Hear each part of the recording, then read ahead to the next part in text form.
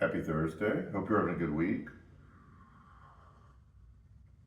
We're recovering from one of the busiest weekends we've ever had here. It was great, and I'll talk about it a little bit later.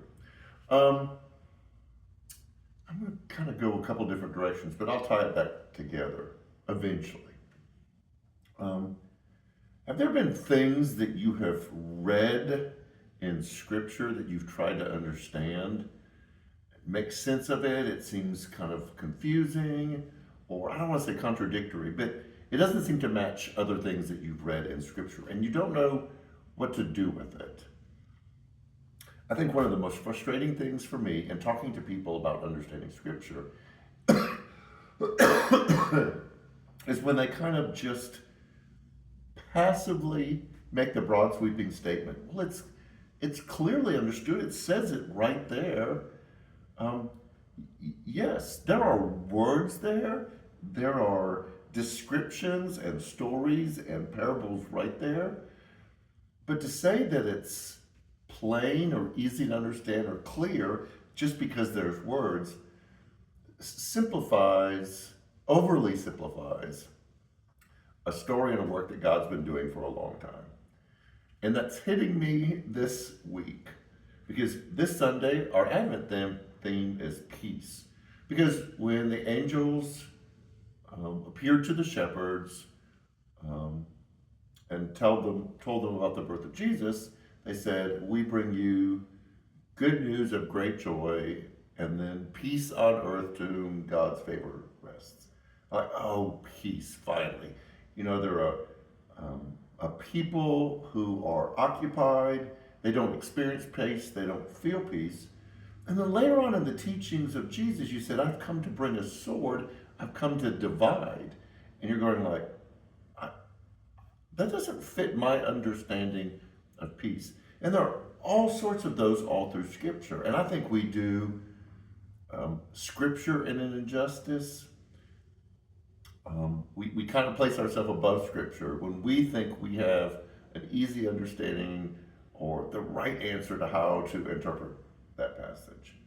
And the reason why we all should claim this is we'll read a particular passage one time and we get one thing out of it, and then we'll read it a year later, the next week, and we'll get something else out of it. Now, did it contain both at that time? Was there something going on in your life that caused you to see it differently? I think we make Scripture flat and one-dimensional, and we make everything all the same if we don't understand the depth and the complexity that Scripture contains. And so when we talk about peace, we really have to wrestle with, what does Scripture say about peace?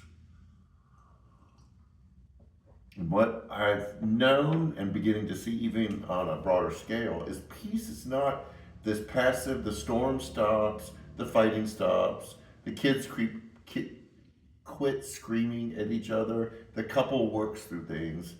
It's not necessarily peace. That the peace that it seems like we find in Scripture is this world that God has intended, heaven on earth, this kingdom, and then the work that's being done to bring that about. So sometimes it will feel like peace, and sometimes it will feel like division and like work. Now let me say this. I'm not claiming that's the answer. Because I don't want to claim that I have the understanding of what a particular piece of Scripture talks about. Because then I would be guilty of what I say we all do. So we're going to look at peace this Sunday. Not in the cessation of conflict or fighting or disagreement, but actual work. It's not waiting for things to get better. It's the work of making those things better. Because I know that if you've been involved in something that's really hard and you're on the other side of it, you feel this feeling, let's see, what could we describe it as? I don't want to revert to church lady, but could it be peace? When you've done something really hard and you've seen the effect that it's had and you come out the other side of it. That's going to be our conversation this Sunday, and we hope that you join Okay. December's been a great month so far. This past weekend, we had the staff elders party, we had the cookie decorating party, big Girl Scout event, that's our Girl Scout group, the singles event, after party. Uh, the women are winding up their Bible study this week. We're still bringing in the gifts. If you want to donate to um, the Hope Academy, you can still do that. We're going to be bringing them gifts next week. We still have 2 spaces for bell ringing. This will come out Thursday morning. You need us to let us know today that you want to do bell ringing. We're winding it down. 2 more things to say. I know this seems just all over the place. I told you it would be. One, Christmas Eve service, 6:30 Christmas Eve. Beautiful service, no child care. Have your kids in there with them. And if they're crying, if they're fussy, if they can't sit still, it still will be peaceful.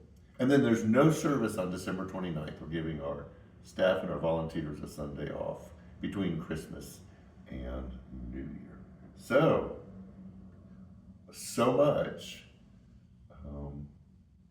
This Sunday we talk about peace. Have a great week. Take care, and we'll see you Sunday.